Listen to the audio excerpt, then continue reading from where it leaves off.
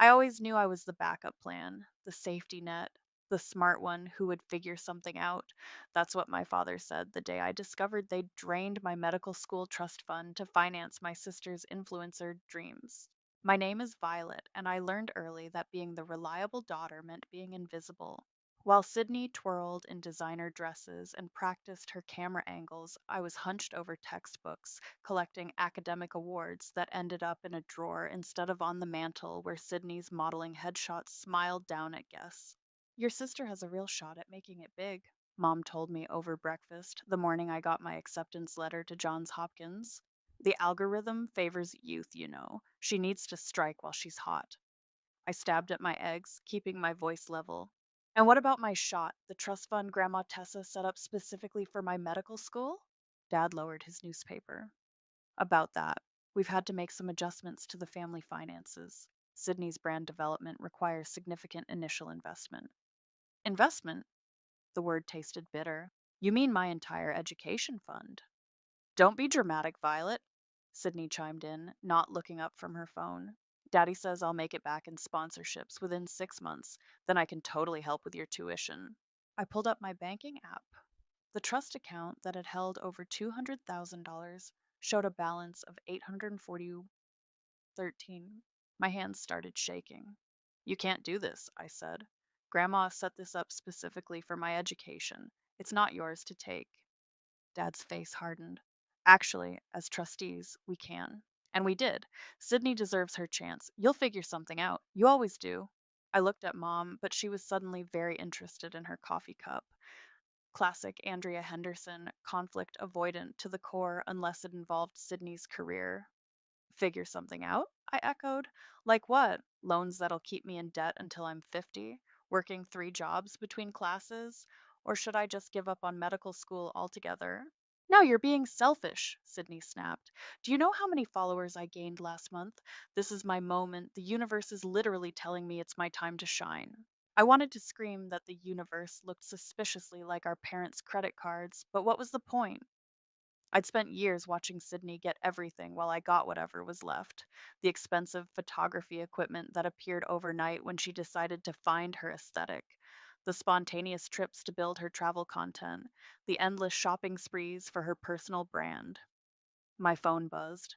Unknown number. Hello? Is this Violet Henderson? A man's voice, professional but warm. This is Jameson Howard, your grandmother's attorney. I need to speak with you privately. It's time you knew what your grandmother really left behind. Dad's head snapped up. Who is that? I stood up, gathering my things. Apparently, someone who actually gives a damn about Grandma Tessa's wishes. Violet, Mom started, but I was already walking out. Don't worry, I called over my shoulder. I'll figure something out. I always do. In my car, I sat gripping the steering wheel, thinking about Grandma Tessa. How she'd squeeze my hand and whisper, Patience, little bird. Sometimes the best revenge is letting them think they've won. I'd never understood what she meant until now. But as I dialed back the attorney's number, something shifted inside me. A lifetime of being the reliable daughter, the good girl, the backup plan. It all crystallized into something harder, colder. Mr. Howard, this is Violet Henderson. I'd like to schedule that meeting as soon as possible. Of course, he replied. Your grandmother left very specific instructions about timing. She said you'd know when it was right to hear the truth. I watched through my windshield as Sydney posed for a selfie on our front steps, Mom adjusting the lighting while Dad checked the angles. I think, I said slowly, that time is now. Excellent. Shall we say tomorrow at 9 a.m.? And Violet, your grandmother wanted me to tell you something when you made this call. What's that? She said to remind you that the smart ones know when to stop playing nice. I ended the call and started my car, leaving my family to their photo shoot. They had no idea what they'd just set in motion, but they would. After all, I was the smart one, and I was done playing nice. Jameson Howard's office was exactly what you'd expect from an estate attorney: leather chairs, dark wood, and the kind of silence that makes you whisper automatically. What I didn't expect was the slight smile on his face as he pulled out a thick manila envelope. Your grandmother was quite remarkable, he said, placing the envelope on his desk. She came to me 5 years ago with very specific instructions. The timing of this meeting was one of them. What do you mean, the timing? He leaned forward. She said to wait until your parents showed their true colors, until they chose Sydney over you in a way that couldn't be explained away or forgiven. My throat tightened. The trust fund? Precisely. He opened the envelope, spreading out documents. What your parents don't know, what no one knows, is that the medical school trust fund was a test, a trap, if you will, and they fell right into it. I picked up the first document, scanning it. My hands started shaking. This can't be real. Oh, it's very real. Jameson pulled out more papers. Your grandmother created a second will. The public one divided her estate equally between your parents and their children. But this one? This one puts you in control of everything. Everything? The estate house, the art collection, the investment portfolios, roughly 12 million in total assets. He paused. All of it comes with one condition, that your parents or sister misuse any funds specifically designated for education. I sat back, stunned. She knew. She knew they would do this. She suspected. That's why she set up the smaller trust fund as bait. The moment they touched that money for anything other than your education, this will become active. Does Sydney know about any of this? No one does, except you and me. He slid another document forward. All you have to do is sign here, and the transfer of power begins immediately. I stared at the signature line. What happens to them? They lose access to everything, the monthly stipends, the credit cards, the properties, all of it reverts to your control. Your sister's influencer lifestyle, it stops the moment you sign. My phone buzzed. A text from Sydney. Just booked my ticket to Bali. Brand deals are rolling in. Sorry about your school thing, but see, it's working. I picked up the pen. There's something else you should know, Jameson said quietly. Your grandmother left you a letter. She asked me to give it to you at this moment. The envelope he handed me was cream colored, sealed with wax. Grandma Tessa's handwriting was as elegant as ever. My dearest Violet, if you're reading this, they've finally shown you who they truly are. I watched them favor Sydney year after year, telling myself it would change. It never did. But you, my brilliant girl, you grew stronger in the shadows they cast. What I'm giving you isn't just money, it's power. The power to choose who you want to be. The power to show them exactly what they overlooked. Use it wisely. Use it well. But most importantly, use it to become the person you were meant to be, not the person they forced you to be. All my love, Grandma Tessa. I folded the letter carefully, tucking it into my jacket pocket. What happens after I sign?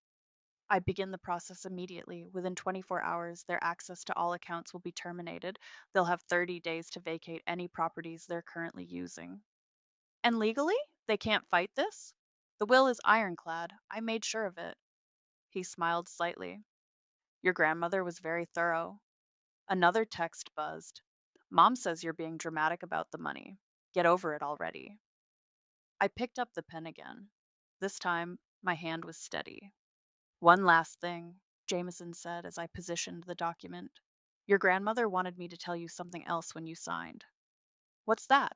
She said, remember, little bird, the best revenge isn't just about taking power, it's about using it to build the life they said you couldn't have. I signed my name with a flourish.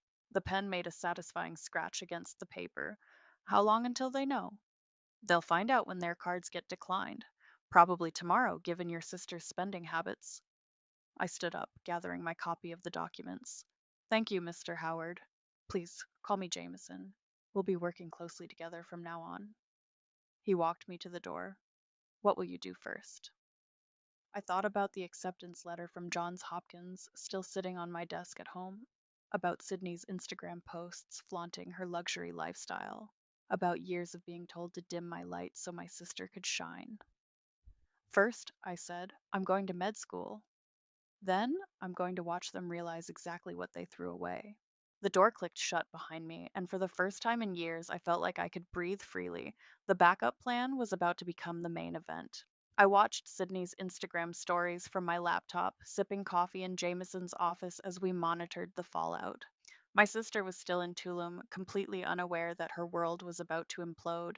Living my best life, her latest post declared, showing her lounging on a yacht. Major collab announcement coming tomorrow. Blessed our influencer life. How long until the cards stop working? I asked. Jameson checked his watch. Any minute now. The banks processed the ownership transfer this morning. My phone lit up with a text from Sydney. Emergency! My cards aren't working. Can you send me money for dinner? I'm at this super exclusive restaurant and it's so embarrassing. I set the phone face down without responding. Your sister's management team just received the anonymous tip about the misused education funds, Jameson said, checking his email, along with proof that half her followers are bought. Another text buzzed. Violet, answer me. This is serious. Then Mom. Your sister is stranded in Mexico. Please be reasonable. Dad. Whatever game you're playing, stop it now. I turned my phone off completely.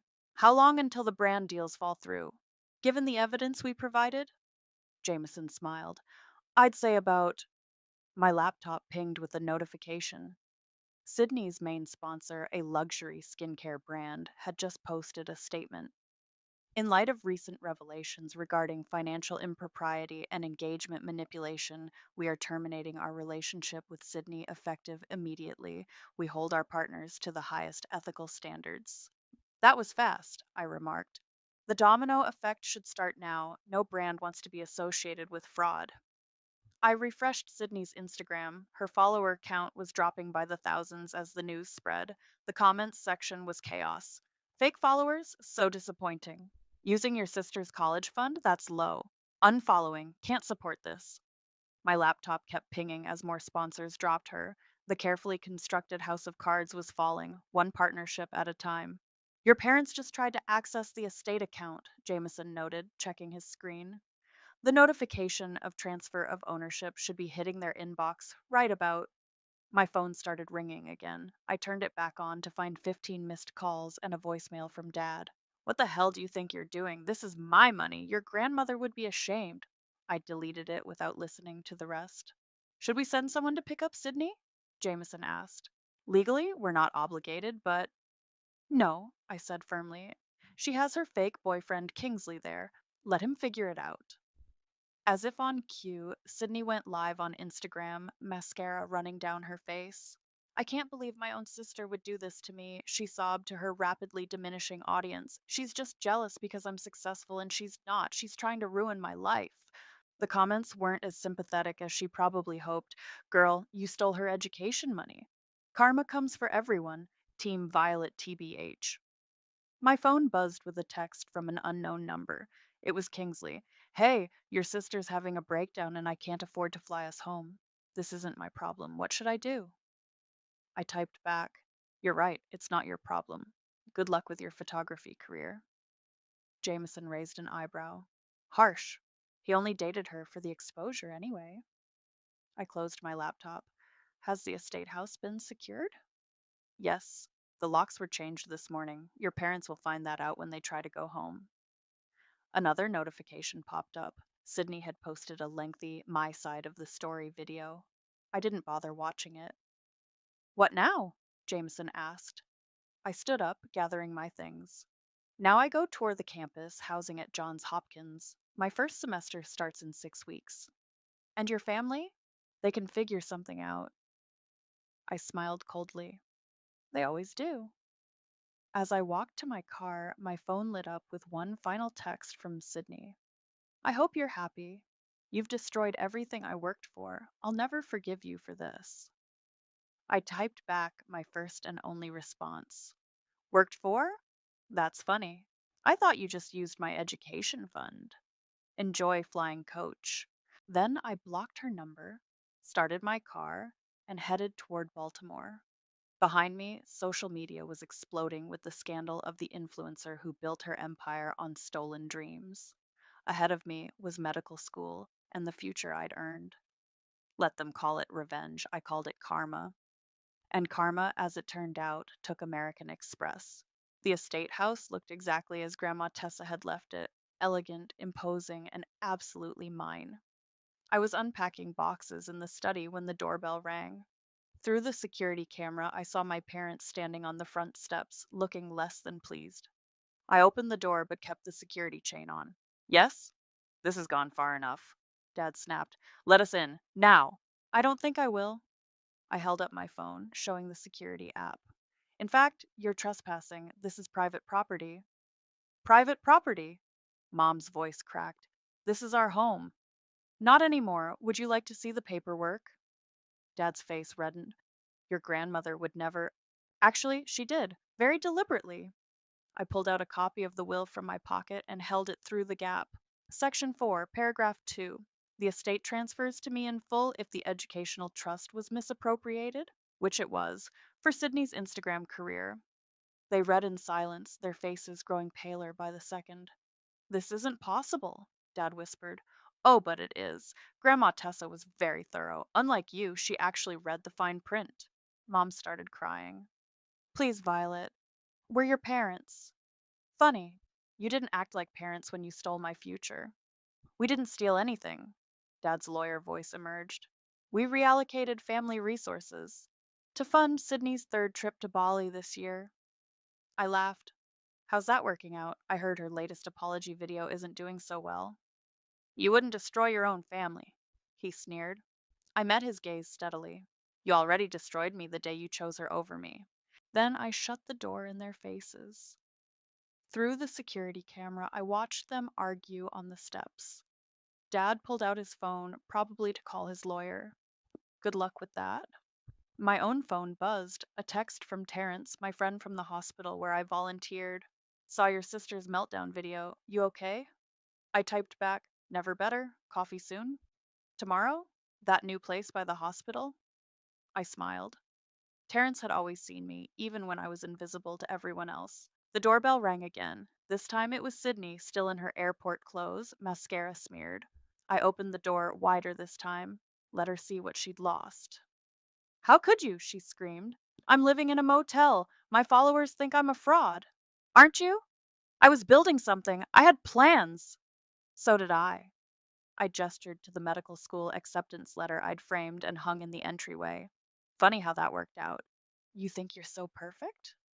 She stepped closer, finger pointed at my chest. At least I have a personality. At least people want to watch me? Correction. Paid bots wanted to watch you, and now they don't even do that. She slapped me. Hard. I touched my cheek, feeling a strange calm. That's assault. On camera. Would you like me to press charges? Sydney stepped back, finally noticing the security cameras. You wouldn't. Try me. I'm your sister. No, I said quietly. You're the reason I missed saying goodbye to Grandma Tessa. You're the reason I almost lost my dream. You're nothing to me now. She started crying again, those perfect Instagram tears she'd perfected. What am I supposed to do now? You'll figure something out. You always do. I threw her words back at her. Maybe try getting a real job. I hate you, she whispered. I know. But here's the difference. I don't care anymore. After she left, I walked through the house, running my hands over Grandma Tessa's antique furniture. In the study, I found a photo of us, me at 12, gangly and serious, while she taught me chess. Patience, little bird, she'd say. The queen is the most powerful piece, but timing is everything. My phone buzzed again. Terrence. Brought dinner to the hospital tonight. The nurses miss you. Something warm flickered in my chest. Not revenge, not power, but possibility. A future that had nothing to do with my family's drama. I typed back, miss them too. Tell Maria to save me some of her famous cookies for tomorrow. Already did. She says her favorite volunteer deserves a whole batch. I smiled, settling into Grandma's old armchair. Outside, I could hear my parents' car finally pulling away. Inside, the house felt peaceful, empty, maybe a little lonely. But mine? The queen might be the most powerful piece, but power comes with a price. I was just starting to understand what that meant. But tomorrow, there would be coffee with Terrence, and Maria's cookies, and a future that was finally, completely my own. For now, that was enough. The knock came at midnight. I almost didn't answer until I saw Mom through the security camera, alone and looking smaller than I'd ever seen her. Please, she said to the camera, there's something you need to know about your grandmother. I shouldn't have opened the door. But something in her voice, the tremor of genuine fear, made me do it. Make it quick, I said, letting her into the foyer. She pulled out an old key from her pocket. There's a storage room in the east wing, behind the painting of the lake house. Tessa kept records. Records of what? Everything. Mom's hands shook. Your father's dealings, the trust funds, all of it. I took the key. Why are you telling me this? Because Raymond's planning to contest the will. He thinks he can prove Tessa was manipulated. She looked up at me. He doesn't know what's in that room, but I do. We walked to the east wing in silence. The painting swung aside easily, revealing a hidden door. Classic Grandma Tessa, always 3 steps ahead. Inside, steel filing cabinets lined the walls. Each drawer was meticulously labeled by year. Your grandmother knew, Mom said, pulling open a drawer. She knew Raymond married me for the money, knew he was siphoning funds for years. I picked up a leather bound ledger. Inside, Grandma's elegant handwriting detailed every suspicious transaction, every manipulated account. Holy shit, I whispered, reading. Dad could go to jail for this. Keep reading. Mom handed me another file. It gets worse. The documents showed a pattern spanning decades: trust funds drained, accounts manipulated, taxes evaded. But the final entry made my blood run cold. You forged Grandma's signature? I stared at Mom. While she was dying? She crumpled into a chair. Sydney needed the money, that final sponsorship deal. It would have changed everything. When? My voice was ice. When exactly did you forge it? 3 days before. She couldn't finish. Before she died. I picked up my phone, scrolling through old messages, the same days she was asking for me. Mom started crying. Sydney was about to lose everything. Her followers were dropping, the brands were pulling out. I thought if we could just get her through one more campaign. So you kept me from saying goodbye to my grandmother. For Sydney's Instagram career. I'm sorry. Don't. I held up my hand. Just don't. I took photos of everything, every ledger, every document, every damning piece of evidence. Mom watched in silence. What are you going to do? She finally asked. Nothing. Yet. I closed the final drawer. But if Dad tries to contest the will? If either of you comes after me again? These go straight to the IRS. You'd send your own parents to prison? You'd keep a granddaughter from saying goodbye to the only person who ever truly loved her. She flinched. My phone buzzed. Terrence. Can't sleep. Hospital cafeteria has surprisingly good midnight coffee if you're up. You should go, Mom said quietly, before your father realizes I'm here. I locked the room, replaced the painting. Why did you show me this? Because. She took a shaky breath. Because Tessa was right about you. You deserve to know the truth. The truth? I laughed bitterly. The truth is, you and Dad created a monster in Sydney, destroyed my future to feed her ego, and kept me from saying goodbye to the one person who saw me clearly. That's the truth. And now you have the power to destroy us all. Yes. I opened the front door. I do. Remember that the next time Dad threatens legal action. After she left, I texted Terrence back. On my way. Save me a terrible sandwich? Already got your favorite, the one with the questionable tuna. I grabbed my keys, but paused at Grandma's chess set. The queen stood alone, surrounded by fallen pieces. My phone buzzed again, an email from Dad's lawyer demanding a meeting about the will. I forwarded it to Jameson along with the photos from the hidden room. His response was immediate. They won't want these becoming public. Well played. I picked up the queen piece, feeling its weight. Grandma always said the queen's power wasn't in taking pieces, it was in knowing when to show mercy and when to strike. On my way, I texted Terrence, and thanks for everything. Always here. Someone has to make sure you eat something besides revenge. I smiled, tucking the queen piece into my pocket. Tomorrow I'd deal with lawyers and threats and family secrets. But tonight? Tonight was for terrible sandwiches and good company. For remembering that power wasn't everything. Sometimes mercy was stronger than revenge, but I'd let my parents sweat a little longer before they figured that out. Sydney's video dropped while I was having coffee with Terrence. My phone exploded with notifications as her tearful face filled social media screens across the internet. I need to tell my truth, she sobbed into the camera. about how my sister destroyed our family out of jealousy and spite. Terrence glanced at my phone. Want me to turn it off? No. I took a sip of coffee. I want to hear what story she's spinning. Sydney had gone full victim mode, complete with perfect lighting and strategic tier placement. She took everything from us the house, our accounts, even mom and dad's savings all because she couldn't handle that I was more successful. The comments were flooding in. Stay strong, Queen. Family betrayal is the worst. That's so toxic of your sister. I started laughing. You're taking this well, Terence observed. Just wait. I checked my watch. In about 10 minutes. My phone buzzed. Jameson. Package delivered to all major news outlets. Story breaks in 3, 2, 1. The first headline popped up: Influencer scandal. Documents reveal years of financial fraud.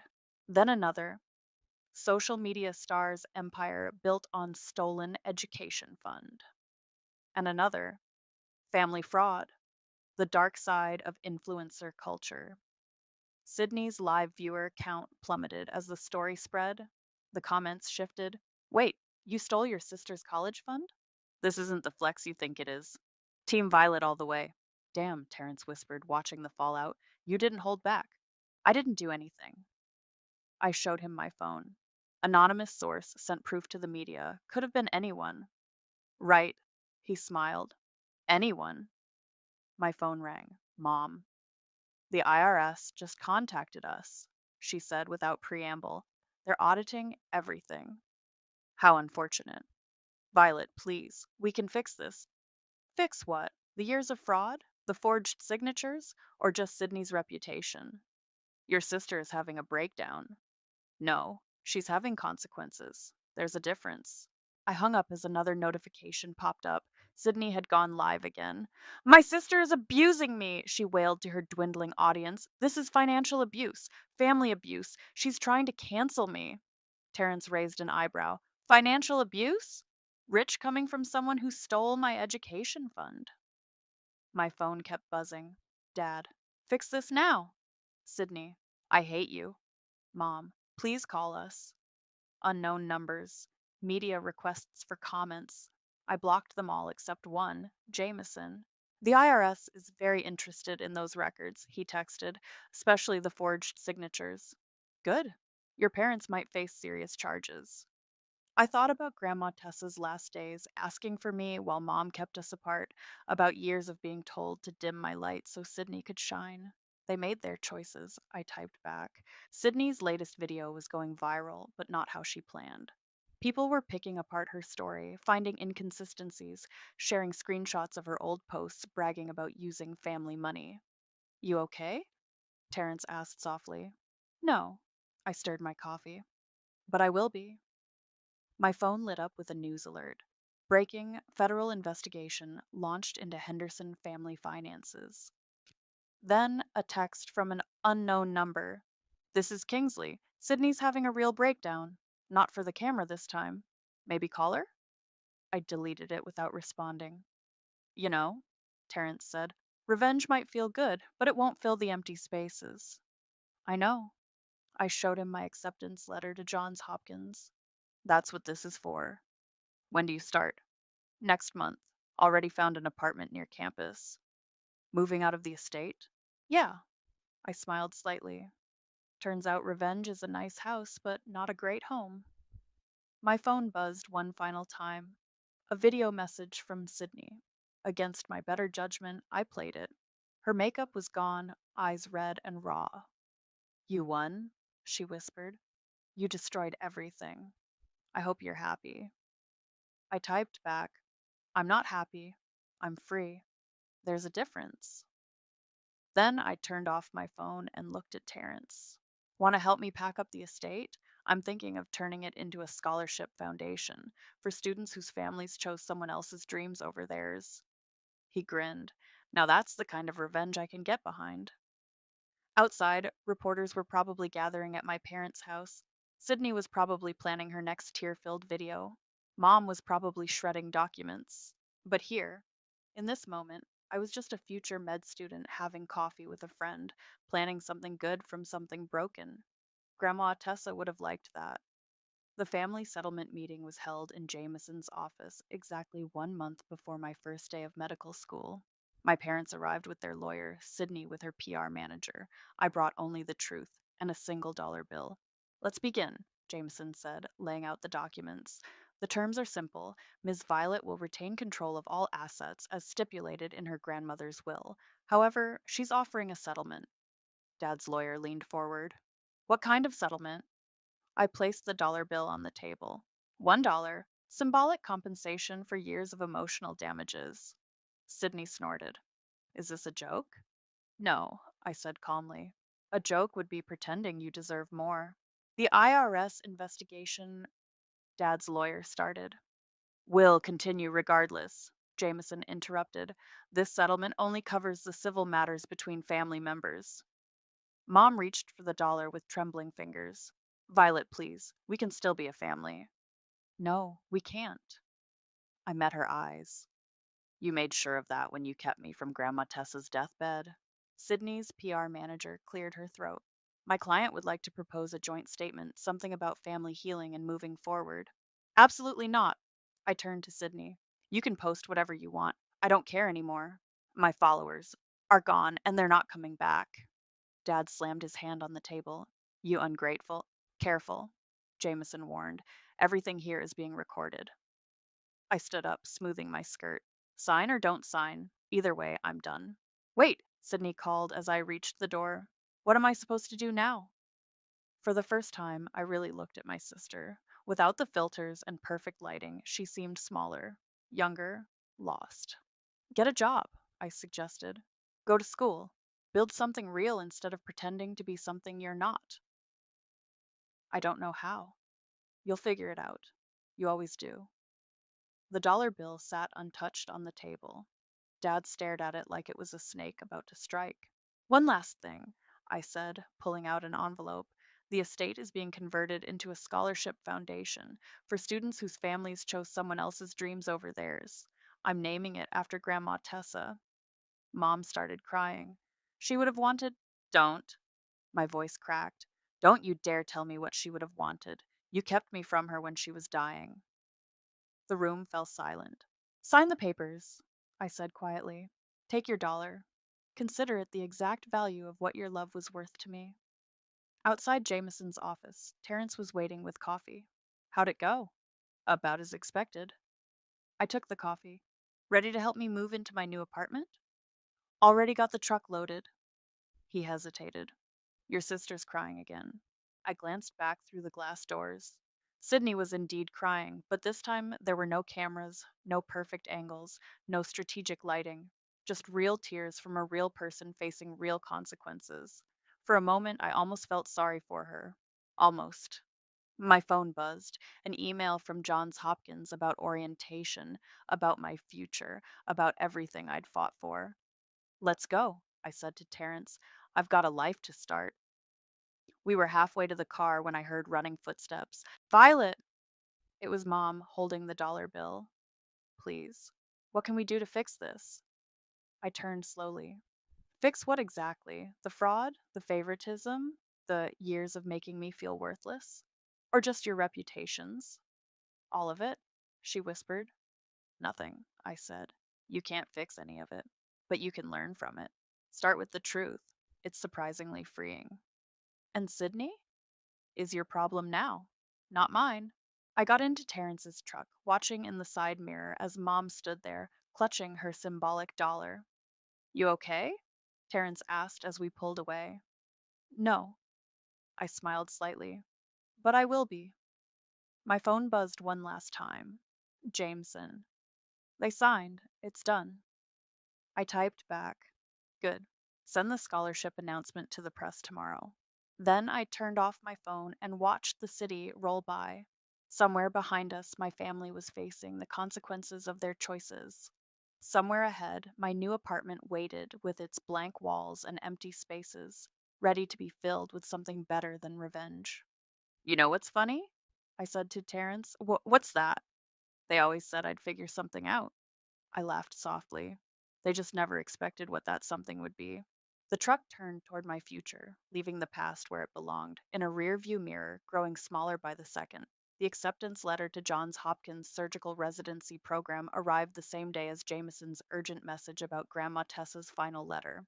Found it while clearing the last of the estate paperwork, he said, sliding a cream colored envelope across his desk. She left instructions for it to be delivered when you achieved something significant on your own terms. The envelope felt heavy in my hands. Inside was a key and a letter in Grandma's elegant script. My dearest Violet, if you're reading this, you've done more than survive. You've thrived. The key opens my personal safe in the study. What's inside isn't meant to rebuild bridges, but to remind you why they needed to burn. All my love, Grandma Tessa. I drove to the estate, now the Tessa Riley Scholarship Foundation, and found the safe hidden behind her favorite painting. Inside was a journal filled with her observations over years. Today, Raymond chose Sydney for a father daughter trip, leaving Violet alone again. She pretended not to care, but I saw her tears. Andrea keeps pushing Violet aside for Sydney's photo shoots. My brilliant granddaughter deserves more. They don't see what they're creating. One child who believes love must be earned through performance, another who learns to survive in shadows. My phone buzzed, a text from Sydney. Saw your name in the medical journal, that research paper. It's actually impressive. I almost deleted it, but another message followed. I'm in therapy now. Real therapy, not Instagram therapy, starting community college next semester. Then, I know it doesn't fix anything, but I'm trying to be better. I put the phone down and picked up Grandma's journal again. The final entry was dated just before she died. My little bird thinks she needs my protection, but she has everything she needs within herself: the money, the estate. They're not weapons for revenge, but tools for freedom. May she use them to build something beautiful from all this pain. My phone rang. Terrence. Hey, he said warmly. Ready for dinner? The hospital cafeteria has that questionable tuna you love. Actually, I looked around the study, at the scholarship foundation plaques on the wall, at the lives being changed. Let's try that new place downtown. I'm feeling celebratory. Residency letter came. That and something else, something better. At dinner, I showed him Grandma's journal. He read it carefully, then looked at me with understanding. So what now? I took out my phone and opened Sydney's messages. Typed, Community college is a good start. Keep going. Then I pulled up Mom's number, blocked for so long, and wrote, The foundation is funding 10 new medical students this year. Thought you should know. To Dad, simply, I'm doing well. Hope you are too. That's unexpected, Terence said, watching me. Grandma was right. The money wasn't meant for revenge, it was meant for freedom, I smiled. And I'm finally free. My phone lit up with responses. Sydney. Thank you for not giving up on me completely. Mom. We see the foundation's work in the news. You've built something wonderful. Dad. Proud of you, kiddo. Always was. I didn't respond to any of them. Some bridges stay burned, but their ashes can fertilize new growth. Dr. Howard called, Terence mentioned casually. The foundation board wants to expand. They need a director who understands both medicine and mission. I laughed. Are you saying I should run my grandmother's foundation while doing my residency? I'm saying you should keep building something beautiful. He reached across the table, taking my hand, like she wanted. My phone buzzed one final time, an email from a scholarship recipient. Dear Ms. Violet, your foundation gave me a chance when my family chose my brother's business over my education. Today I got into medical school. Thank you for showing me that someone else's choices don't have to define our futures. I closed my eyes, feeling Grandma Tessa's presence. The smart one, the backup plan, the shadow child who stepped into the light and built something lasting. You know what? I squeezed Terrence's hand. I think I will take that foundation position, part time, between surgeries. Going to keep changing lives?